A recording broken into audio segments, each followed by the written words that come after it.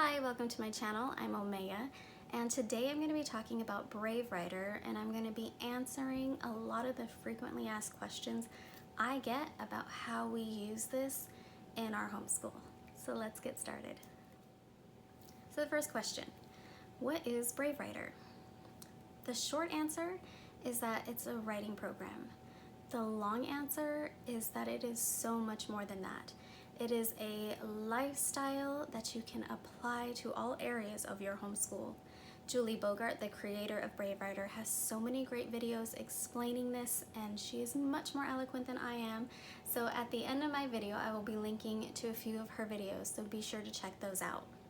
Today, I'm going to expand on the short answer. As you can gather from the company name, it's a writing program. Now, real quick, I'm just going to run you through the main products that they offer.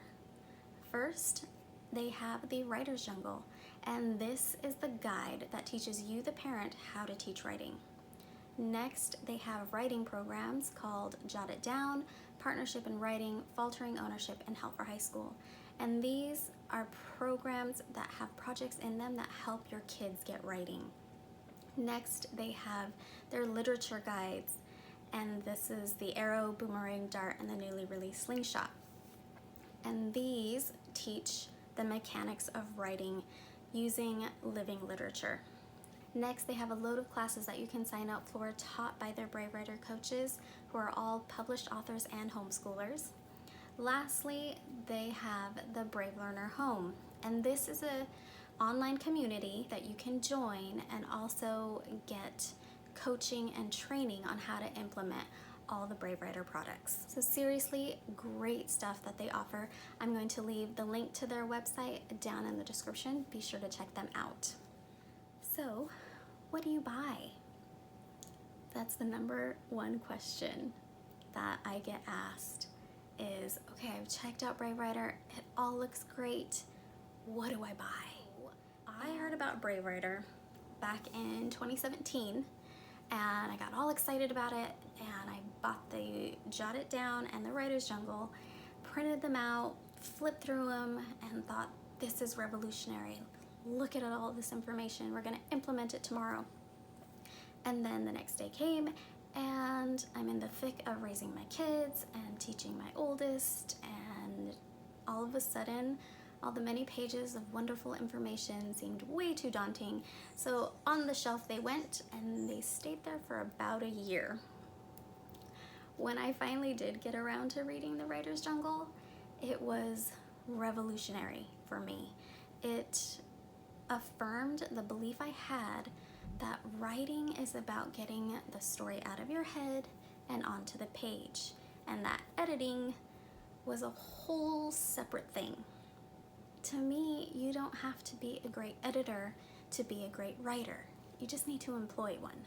Reading through the Writer's Jungle gave me the confidence to know that I could help my kids become great writers, not just great editors. Yes, they do learn to edit, they learn their grammar, their spelling, their vocabulary, but more importantly, they learn how to get what's in their head onto the page, and it's not in some grueling, analytical sort of way. It's very natural, and that's what I loved. You may have heard of Julie Bogart's book, The Brave Learner, and I highly recommend it. It is such an inspiring book to a homeschooler, to a parent. It doesn't matter. It is a fantastic book, and people are always asking me, should I get the Writer's Jungle or should I get Brave Learner?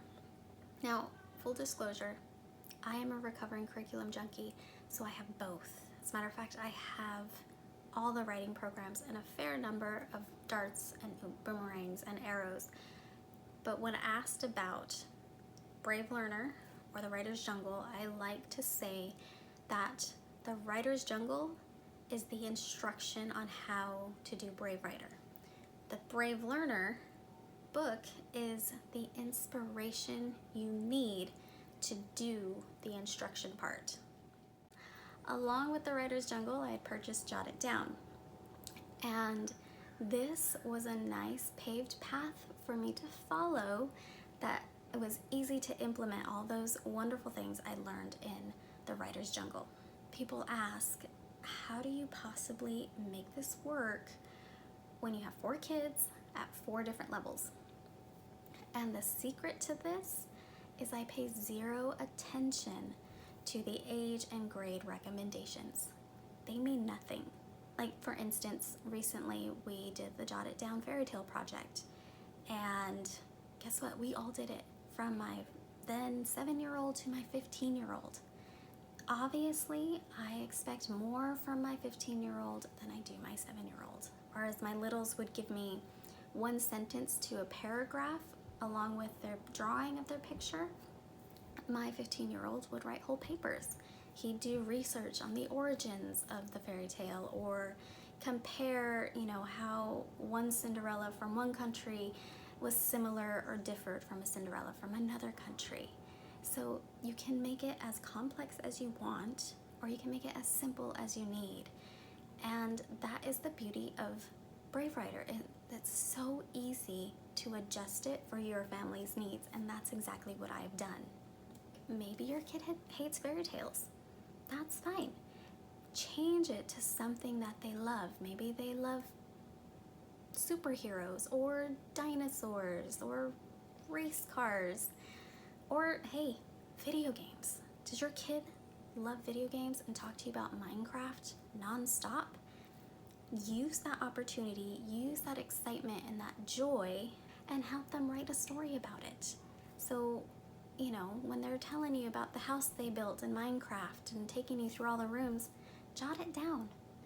Ask them questions like, oh, what does this room do? Oh, who lives here? Before you know it, they'll have created a whole story on the fly. At least my kids do. When I start asking questions like that, they're like, I don't know. Oh, this person lives here, or this is a dungeon because there's bad guys on the other island. Like, all of a sudden, stories just start coming out of them. A tip on how to do this is use voice memo. I can't type that fast, and there's no way I can write as fast as they're talking. So sit down with them, meet them where they are in their excitement, voice memo what they're saying, and then write it down for them later. So what makes these programs amazing is the ideas.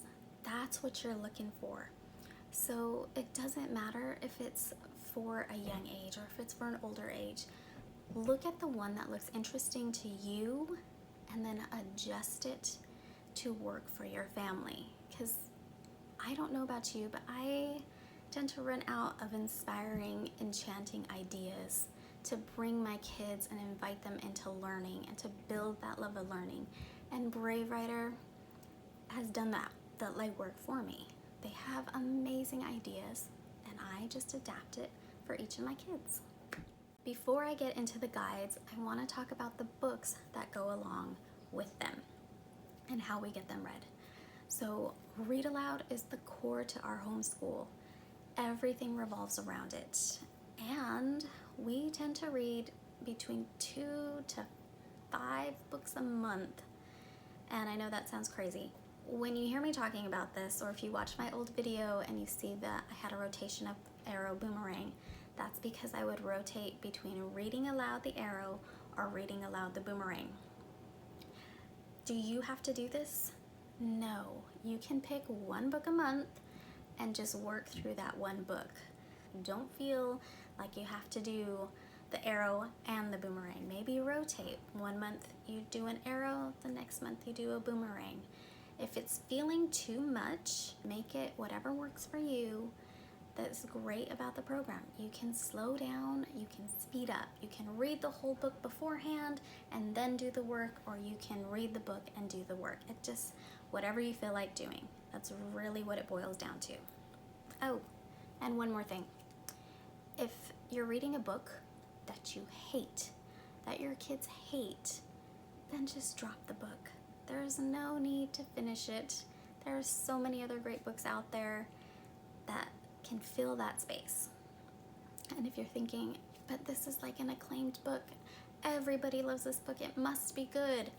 I'm here to tell you, it's okay to not like all the, popular homeschool books. Like a couple of ours, Redwall. We could not stand that book.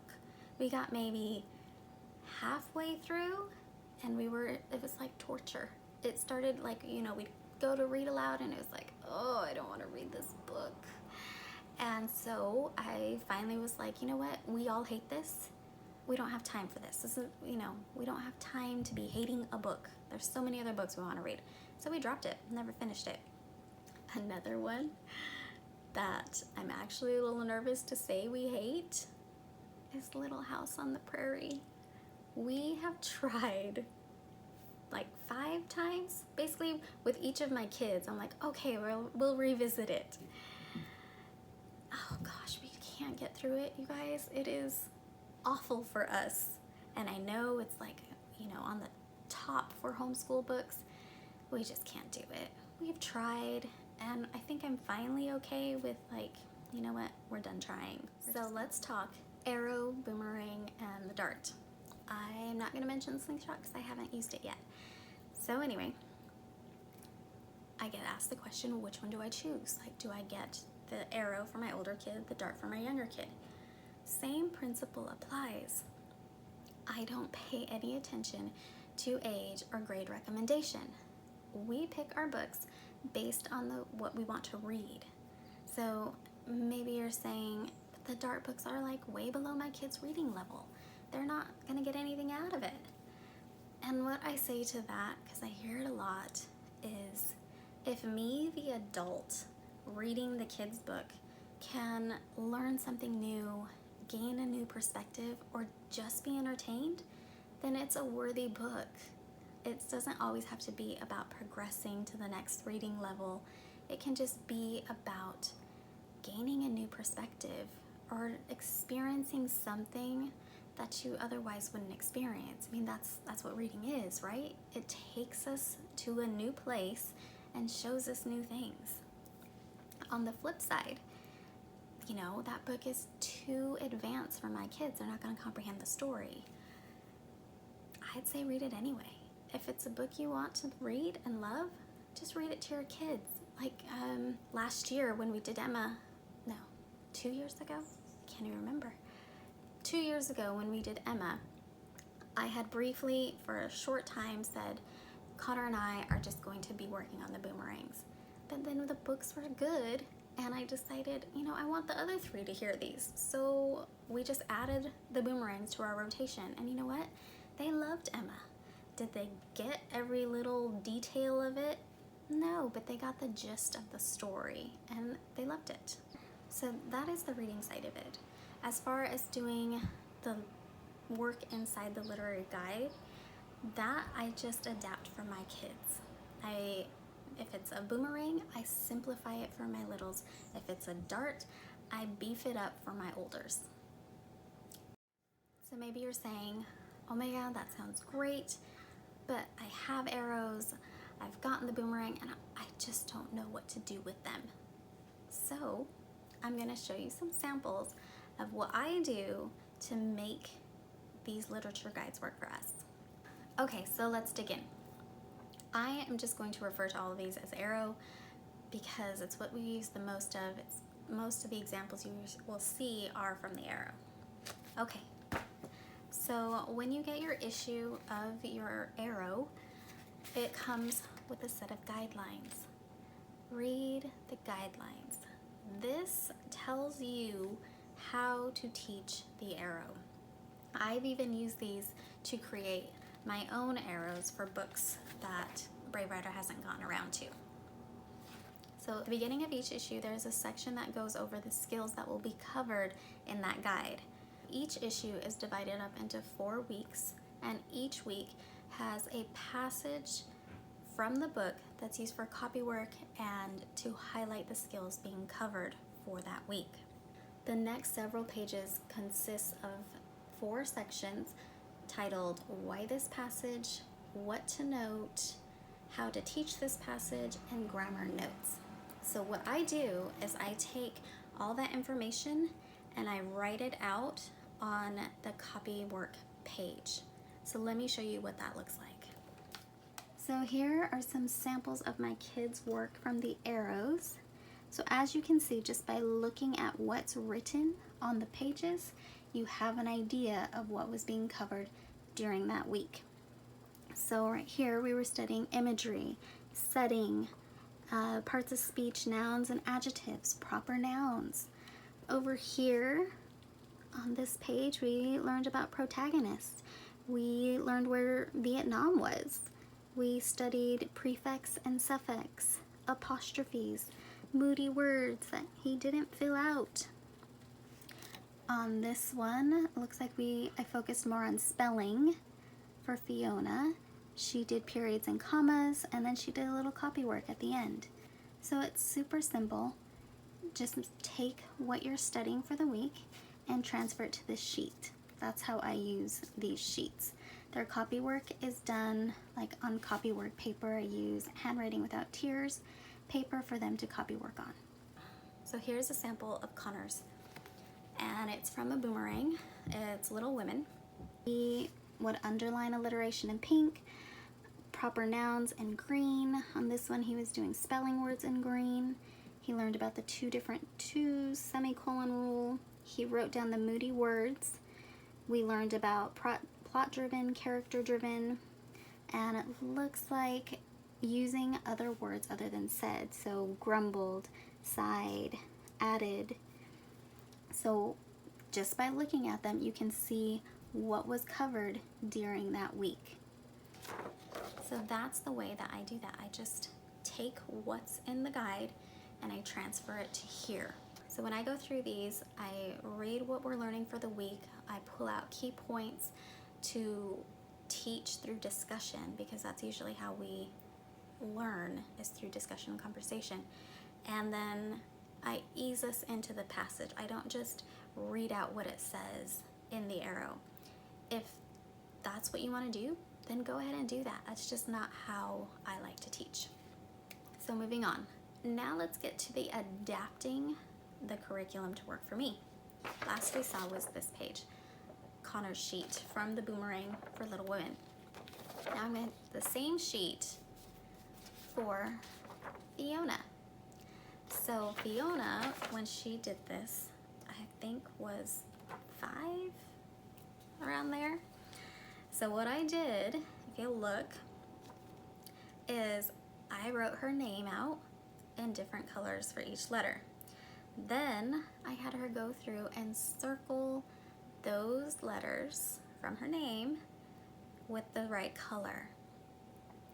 Circling was kind of too much, and so I was like, okay, let's switch to underlining, because you know this is really tiny font.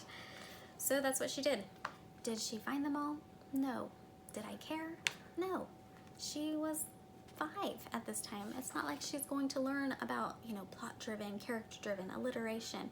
She heard about it, but she couldn't even read. Like, I'm not gonna have her do the same thing Connor did. But I took the same page and I adapted it for her needs. She learned colors. She learned the letters of her name and what they look like in different fonts. So it's not like it's a waste. She got to sit with us. She felt involved. You know, she felt important because she had all these pens in front of her and she was working just like her brothers were working. So this was one of the main ways I adapted our passage, and I would send my littles on hunts. This is a vowel hunt. So I wrote out the vowels, uppercase, lowercase. I would hand them a highlighter. I wrote down this rule down here, and I would send them on the hunt while I worked with my other 2 on what the passage actually covered. So they'd go through and try and find them all. And to make your life easier, so that when they're asking you to check, Mom, did I get them all? Did I get them all? You make yourself a key so that you can just hand this to them and say, all right, here, you go check. Did you get them all? Now, as you can see, Liam didn't get them all. Did I care? No. Obviously I didn't make him go back and do them. What I did do was I was like, hey, good job, bud, you've got a lot. But here's this little rule here. Every word has at least 1 vowel. Do all your words have a green mark? Obviously no. So I tell him, remember next time, every word is going to have a green dot. I don't make him go through and do it again or to finish it, because we hit this all the time. It's not going to be a one and done. After they got past the stage of vowels, I used this idea for all kinds of things. For looking for punctuation, trying to find all the capitals. Mainly, I would adjust it for each kid and what their needs were. So if one of them couldn't remember to capitalize, I'd have them look for all the capital letters. If one of them couldn't remember how to spell the word what, I would have them find that word.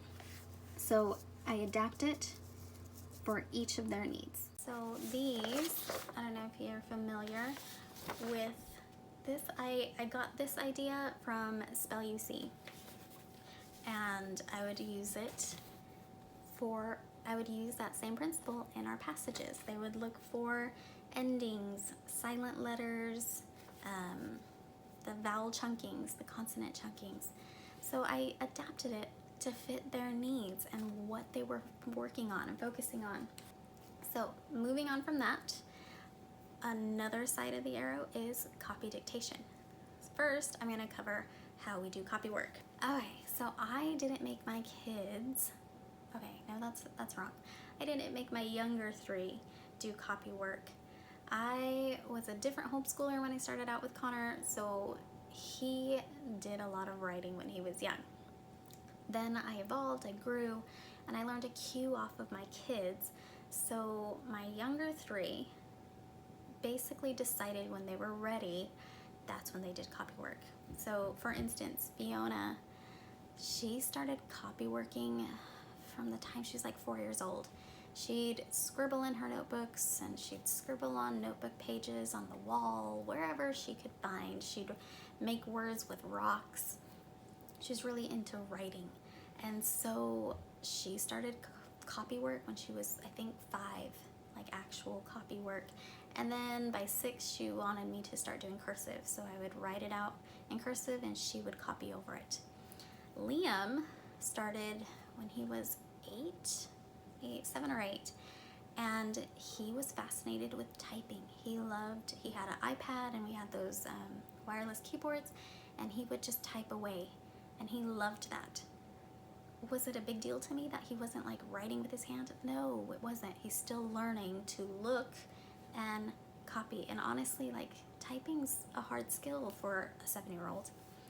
Oren was 8. He wasn't into writing at all, but he was into art and drawing. So what I did was I told him that writing and letters are like a form of art.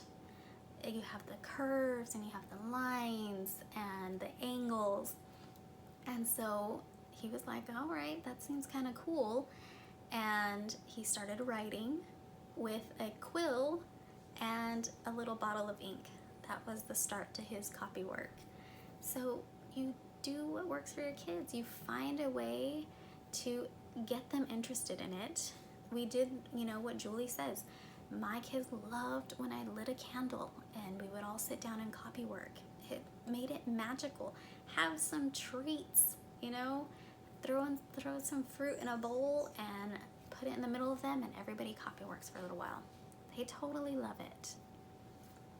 So here is some samples of how I did copy work. So this is Fiona's. She was really into cursive, and I would write it out lightly and she would trace over it. After doing things like that, I would write out the passage, skipping lines, and then they would fill it in underneath what I wrote. Now they can just copy work straight from the page or from the board. And I just want to point out that this did not all happen in one sitting. Fiona's, maybe, she was really into writing. But my boys would give me a couple words, a sentence, and then they would be done. They'd say their hand hurt. You know what? That's totally fine.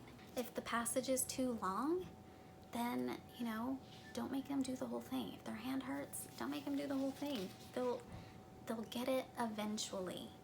It's not like this one passage is going to make or break them on copy work and writing. You're doing these things over and over. So if they only write one sentence, that's okay. So let's talk dictation. When my kids were younger, they couldn't do it, so they usually just did copywork. Now that they're older, the way I use it is I take the passage and I write it up on our whiteboard, and then they copy it down on the same kind of paper. They copy it out. We do that for about 3 days, and then on day 4, each of them have their sheet, and I have the passage written out with certain words missing. And the thing is, they're not all the same words. The same way I did with the hunts that I've had for them, that's what I do with reverse dictation. If I have a kid who cannot spell the word you, that's the word that's going to be missing. If I have a kid that can't remember to capitalize, then those are the words that are going to be missing. So I adapt it for each of them to hit the skills that they need practice on. So that is how we do reverse dictation. And then for, if they want to try, I don't ever really make them, if they want to try like full dictation, then we'll do that. Now, if you watch my other video, you know we hit writing once a month for a week. Do I do this every single week we do writing? No, I don't. If I see that they're misspelling a word or they're forgetting their punctuation, this is a fun game to play to get them some reinforcement in those skills. So I've talked a lot about how to use this with my younger 3, but not so much with my oldest. So I'm gonna cover a little bit with that. I might have to do a whole separate video because I don't want this to get too long. But for him, I don't really make him do a whole lot of paperwork because he has a good foundation in the grammar. He's an incredible writer. So when we go through these guides, we usually learn through discussion. That's always been our primary form of learning is we have a conversation. We talk about it. I play devil's advocate and I, throw in some what if questions. So that's how he learns. What he does do for dictation specifically, because we've done this, he uses that as his practice for that is taking notes from lectures that he watches. And his copywork is to improve his handwriting. That's what he uses it for. He pulls out quotes from books that he likes or sayings. He copyworks poems. And again, that's just for handwriting practice. So once my kids reach the point of not needing this sort of practice and they start to understand it, we tend to learn through discussion, conversation, which is another reason I love Brave Writer, because at the end of their issue, they have something they call Big Juicy Conversations. And they're questions that you can ask your kids that dig deeper into the plot of the story, into the themes that are in it. And that is how we love to learn. We love having that conversation. We love digging deeper. So the fact that Brave Writer throws that in there was a huge sell for me. The other huge sell for me was at the end, after you finish your book, they have a whole section that gives you ideas for book parties. Now, I was that kid in elementary school who loved holiday parties. Like, it was my favorite part of elementary school. And so when I homeschooled, I was like, I don't want my kids to miss out on that. So I was that mom who threw the holiday parties. I loved it. And even now, even though we're not part of a group anymore, I'll decorate the house. We go all out for our parties. If you look at my Instagram, you will see I like having parties. So the idea of a book party just gave me more of an excuse to have parties, and I love it. Finding those ideas can be hard though, so Brave Writer is there again with wonderful ideas on what to do for your parties. Some odds and ends that I want to cover that you might have heard of with Brave Writer. A popular theme is poetry tea time, nature journaling, art appreciation. First, I'm going to hit poetry tea time. Some people do that once a month. We love tea time, so we do that maybe once or twice a week. Do we always do poetry with it?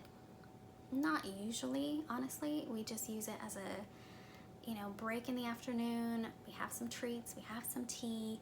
I usually, if we're stuck on a read aloud book, I'll just read from that. What my kids have actually loved and that we continually go back to is Usborne's Complete Shakespeare. They loved that book. I don't know how many times we've gone through it again. It was their first introduction to Shakespeare and it was a hit. Next thing we do is sometimes I use it for our memory work. They're actually learning Shakespeare. So we're using Ken Ludwig's How to Teach Your Children Shakespeare, and that's been really fantastic. They're really liking it because they have that foundation from the Usborne book. They're really enjoying the learning the lines and memorizing them. So that has been really fun. The next thing that you hear a lot about with Brave Writer is nature journaling. Now, I really wanted to love nature journaling. I got my kids like little notebooks and these little cute watercolor palettes that you can throw in a backpack, and we got these watercolor brushes, and I bought some books on how to teach your kids how to nature journal, and they hated it. Oh, it was so sad because I was so excited for it, and it just wasn't a thing. So, I had to let it go. It was hard, but I had to let it go.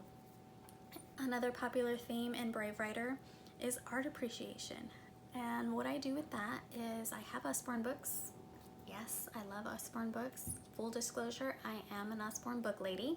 So if you want to shop my site, there's a link down below. But I have their art books, and we either do art and create ourselves, or we study famous paintings, and I take that idea from Jot It Down and I have them make up a story about the painting. Also, another thing I have that I recently found was Go Fish art cards, and this has been really fun and entertaining because my kids love playing Go Fish, and now they're learning about art as they do it. Lastly, people always ask, what do I do with all of these issues? How do I store them? Do I print them out? Do I just read off of a screen? So I have done both. When I first started, I had them all in 3-ring binders, and it was kind of a pain. So it was actually, I was in the middle of working through my sheets, and I kind of had them spread out in front of me, and I was binge watching Suits at the time. And I noticed the folders that they used, and they would expand. They had multiple pages. So this is what I got. And it has these little fasteners up top, and it has all these pages, and it expands. So I ordered a whole pack of these, and they worked great for a little while, but then it was just too much. So what I ended up doing, I got my regular folders, and I bought fasteners on Amazon, and there's a sticker, and I poked holes through them, through the folder, and then I attached them like this.